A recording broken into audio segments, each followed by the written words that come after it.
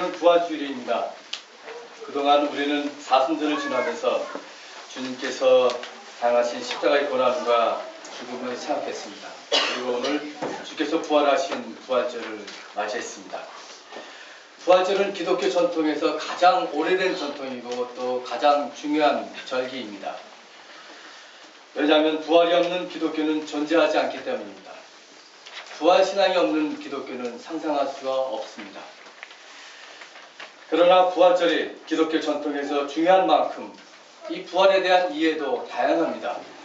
부활신앙에 대한 이해가 다양하다는 것입니다. 어떤 사람은 불교에서 말하는 윤회처럼 이 생에서 다른 생애로 태어나는 것을 부활이라고 생각합니다. 또 어떤 사람은 죽은 나사로가 살아난 것처럼 육체가 다시 사는 것 같은 환생으로 생각하기도 합니다. 그래서 죽었다가 부활하면 우리 몸이 저절로 다시 다 붙어서 다시 살아난다는 육체의 부활을 말하기도 합니다. 그러나 육체의 부활을 말하면 문제가 생깁니다. 평생 장애인으로 살았던 사람들, 예를 들면 맹인으로 살았던 사람이 다시 맹인으로 태어난다는 걸 생각하면 그 사람은 부활을 받아들이지 못할 것입니다. 말 못하는 사람이 말 못하는 사람으로 다시 태어나는 것을 부활이라고 생각한다면 아마도 장애인들은 그 육체의 부활을 원하지 않을 것입니다. 기독교의 부활은 이런 것과는 상관이 없습니다.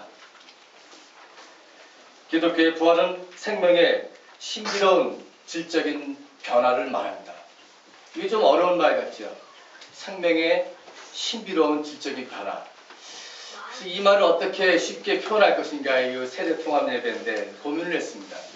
그래서 딱 떠오르는 생각이 하나 있었어요. 여러분 오늘 부활을 상징하는 계란을 많이 갖고 오셨습니다. 바로 이것입니다. 얼마 전에 우리 새민족교회 에디슨이 한 사람 탄생했어요. 손재현. 어머니가 부엌에 달걀이 하나씩 없어진다는 것을 발견했습니다. 그래서 규현이가 후라이 해먹는구나 싶었는데 그게 아니더라고요.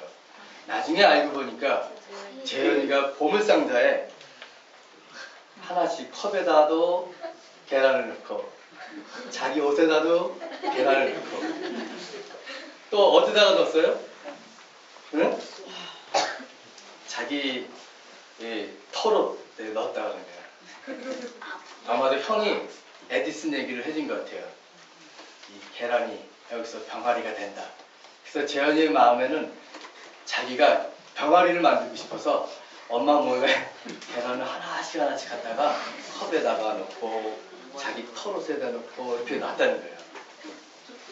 그게 부활이에요. 그런데 문제는 이 조건이 형성이 돼야 되는데 어미 닭이 이렇게 품어가지고 따뜻하게 만든다든지 금방 난 달걀이 돼야지 오래된 것은 안 되고 전 조건이 있어야 되는데 아무튼 이 계란이 달걀이 병아리가 돼야 돼요. 부화가 된다는 것인데 그게 바로 부활이라. 그래서 우리가 상징적으로 계란을 이렇게 부활절날 놓는 것입니다. 새로운 질적인 변화입니다. 달걀이 병아리로 되는 질적인 변화입니다. 이것이 부활입니다. 씨앗이 땅에 심겨져서 열매를 맺어서 꽃이 되는 것입니다. 씨앗이 그대로 있는 것이 아니라 죽어서 전혀 사라집니다. 질적인 변화, 꽃이 되는 것이 그것이 부활입니다. 물론 이런 계란과 씨앗이 꽃이 된다는 것도 부활의 신비를 설명하기는 충분하지는 않습니다. 그러나 우리가 아는 지식에 있어서 가장 근접하게 이 부활의 신비를 설명하기 위해서는 이것이 가장 가까운 비유이기도 합니다. 그런데 이 부활의 새로운 신비의 변화, 질적인 변화가 역사 속에 사건으로 일어난 것이 바로 예수의 부활 사건입니다. 새로운 생명사건, 종말론적인 생명사건이 역사 안에서 이루어진 바로 그 사건, 그것이 부활입니다. 예수의 부활 사건입니다. 우리는 이런 예수의 부활 사건을 이해하려면 먼저 그의 죽음의 성격을 알아야만 합니다. 예수의 죽음은 자연사가 아니었습니다. 예수의 죽음은 천수를 다 누리며 살다가 병들어서 죽은 일반적인 그런 죽음이 아니었습니다. 예수는 팔레스타인의 아들로 태어나서 로마 제국의 포갑의 정치와 그의 기생하는 예루살렘 성전 종교의 허위성을 폭로하시려다가 십자가에 달려 죽음을 당하신 것입니다. 그래서 그의 죽음은 로마 제국에 항거했던 갈릴리 청년의 억울한 죽음으로 의로운 자의 죽음이었습니다. 예수가 십자가에서 죽은 이런 억울한 죽음을 당한 이 예수를 하나님께서는 다시 사흘 만에 살리셨습니다. 그것은 억울한 자의 부활, 의로운 자의 부활을 말하는 것입니다. 십자가에 달리신 의로운 자 예수는 죽음에서 부활하여 그가 선포했던 생명과 평화의 하나님 나라가 참 진리임을 몸으로 증명했습니다. 2014년 4월 16일 304명의 억울한 생명이 죽어갔습니다. 예수의 죽음이 자연사가 아니었듯이 그날 바닷가에 빠져 죽은 그 생명들의 죽음은 분명 자연사가 아니었습니다. 자본주의의 만문, 경제체제와 부도덕한 이 정권에 의해 죽음을 당한 것입니다. 이렇게 죽어간 어린 생명을 보면서 억울하게 십자가에서 죽은 예수의 죽음을 봅니다.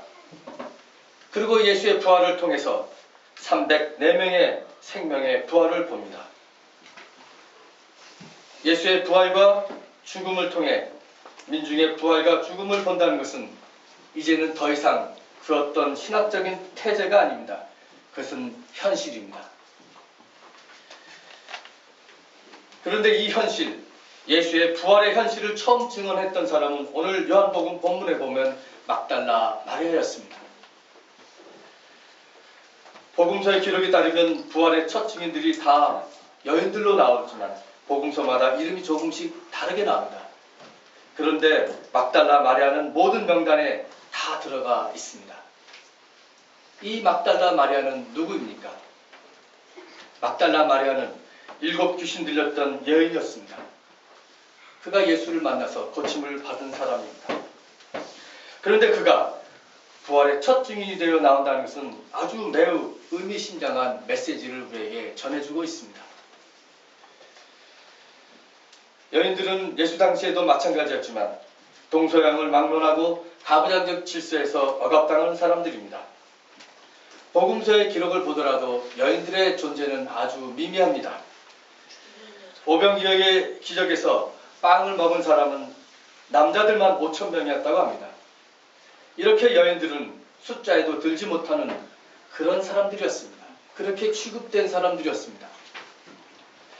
이 숫자에도 들지 못하는 바로 그 여인이 부활의 첫 증인이 된 것입니다. 그것은 민중해방의 하이라이트인 예수의 부활 사건의 첫 증인, 첫 전달자가 다름 아닌 민중의 민중인 여인이라는 것입니다.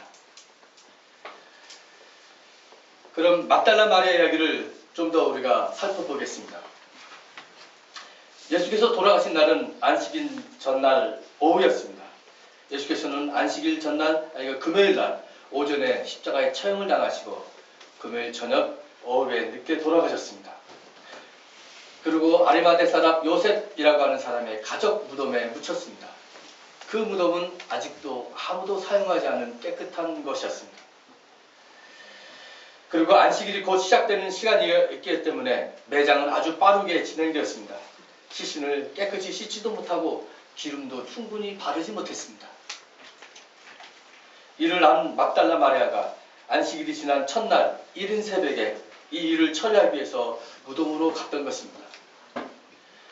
그런데 이른 아침에 마리아가 와서 보니 무덤 어귀를 막은 돌이 옮겨져 있었습니다. 그 순간 마리아는 누가 시체를 가져갔다고 생각했습니다. 그래서 베드로와 요한에게 갔습니다. 성경에 보면은 예수께서 사랑하시는 다른 제자라고 나오는데 학자들은 이를 요한이라고 보고 있습니다. 마리아는 베드로와 요한에게 가서 누가 주님을 무덤에서 가져갔습니다. 어디에 두었는지 모르겠습니다. 라고 얘기했습니다. 이 말을 들은 베드로와 요한은 무덤으로 급히 달려갔고 마리아가 말한 대로 무덤은 빈 무덤이었습니다. 무덤 안에는 예수님의 시체가 없었고 시체를 쌌던 수위만 남았던 것입니다. 그리고 제자들은 자기들이 있던 곳으로 다시 돌아갑니다. 그리고 마리아는 무덤 밖에 서서 울었습니다. 그때 흰옷 입은 천사 둘을 만납니다. 천사들은 마리아에게 묻습니다. 왜 우느냐? 마리아는 이렇게 대답합니다. 누가 우리 주님을 가져갔습니다. 어디에다 두었는지 모르겠습니다. 이렇게 얘기했습니다. 마리아와 대화를 나눈 천사들은 사라지고 부활하신 예수님이 다시 나타나십니다. 마리아는 처음에는 그가 동산지기인 줄 알고 당신이 옮겼으면 그 장소를 알려달라고 말했습니다. 그러자 예수께서 마리아 하고 부르셨습니다. 예수께서 그녀의 이름을 부르셨던 것입니다. 민중의 이름을 부르셨던 것입니다. 여인의 이름을 부르셨던 것입니다. 자기 이름을 듣는 순간 마리아는 예수님을 알아보고 히브리 말로 선생님이라고 하는 라브니라고 불렀습니다. 그리고 주님은 내가 아직 승천하지 않았으니 나를 만지지 말라고 하셨습니다. 이 빈 무덤의 현실, 예수의 부활의 리얼리티를 당시 천대받았던 민중의 민중인 한 여인이 증언했던 것입니다. 성서의 기자는 예수의 부활을 생물학적인 방법으로 의학적 지식으로 증명하려고 하지 않았습니다. 성서의 기자는 천대받았던 민중 여인의 눈으로 죽음을 박차고 일어난 예수의 부활을 경험적으로 보도한 것이었습니다. 이 경험적 사실, 이 경험적 보도가 바로 막달라 마리아가 본 빈 무덤이었습니다. 이렇게 빈 무덤은 민중의 경험이었습니다. 빈 무덤은 공허한 텅빈 무덤의 내부가 아닙니다. 빈 무덤은 철학을 공부하는 사색의 장소도 아니었고 새로운 종교적 덕목을 생겨나는 이데아의 교실도 아닙니다. 빈 무덤은 억울하게 죽어간 예수가 다시 하나님의 손에 의해서 살아난 장소입니다. 그래서 빈 무덤은 더 이상 생명을 다툴 수 없는 장소여 죽음이 은폐되는 곳이 아닙니다. 빈 무덤은 부활 생명이 살아나 여인들에게, 제자들에게, 그리고 우리에게 생명의 신비로운 열린 장소가 되었습니다. 빈 무덤을 통해 역사의 주님의 부활의 역사성을 확인하게 됩니다. 그러므로 빈 무덤은 예수의 부활, 민중의 부활을 보여주는 신비의 장소입니다. 오늘 부활하신 주님을 보여주는 빈 무덤은 이 땅에 억울하고 어려운 자의 죽음의 한이 풀어지는 장소입니다. 그것은 세월호 가족들의 한이 하늘에 전달되어 그 한이 풀어지는 새로운 장소를 이제는 우리에게 상징하고 있습니다. 세월호의 진상 규모는 멀리하고 돈으로 매도하려고 하는 이 현실을 보면서 세월호 유가족들과 실종자들의 가족, 그 사람들은 이제 삭발을 했습니다. 그들이 이제 예수의 부활을 증언하는 빈 무덤의 상징인 것입니다.